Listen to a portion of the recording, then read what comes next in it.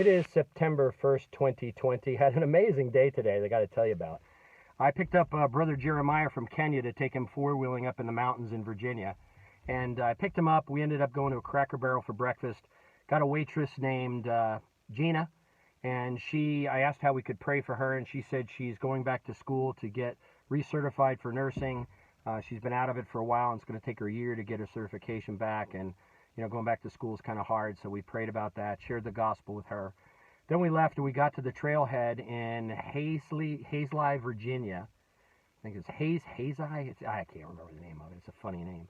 But anyway, we were getting everything ready to go out on the trail, and a man pulls up and he introduces himself, and his name is Russell, and he's actually in charge of the whole trail system. So we had a nice conversation with him, and he said, hey, listen, would you like a couple of blown up maps? I said, oh yeah, for sure. So he said, follow me over to this trailer. Went over to the trailer. He pulled them out and gave them to us. And then two guys pulled up, one with a gun and a badge, and another one who was on maintenance. And the guy with the gun and badge isn't a regular cop, but he's security for the trail. And the other fellow named Mike works in maintenance. And so we had a nice conversation with them, and we talked a little bit. And I said, hey, I'm going to share something with you. And I got three of our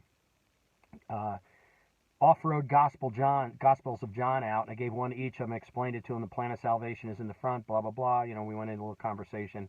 And this guy, Mike, said, man, I could really use this right now, because he said, I got some big decisions to make. Got some issues in my life. I said, well, listen. I said, well, tell me a little bit about it. Let me pray with you about it.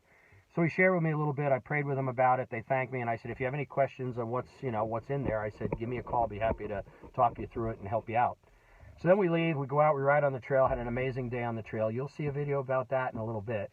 And we came back and was loading the RZR back into the trailer, and a man pulls up on his machine next to us.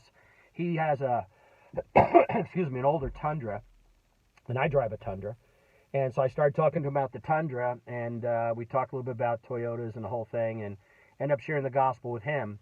And then the coolest thing happened. We drove back. We got to Bristol, Virginia. I was so thirsty. I said, we got to stop at this Sheetz so I can get something to drink. And as we're walking up to the store, there's a young couple getting out of a car with two little kids, and I saw it had New Jersey plates on it. I said, are you from New Jersey? And they said, yeah. And I said, where? And they said, Cedar Grove.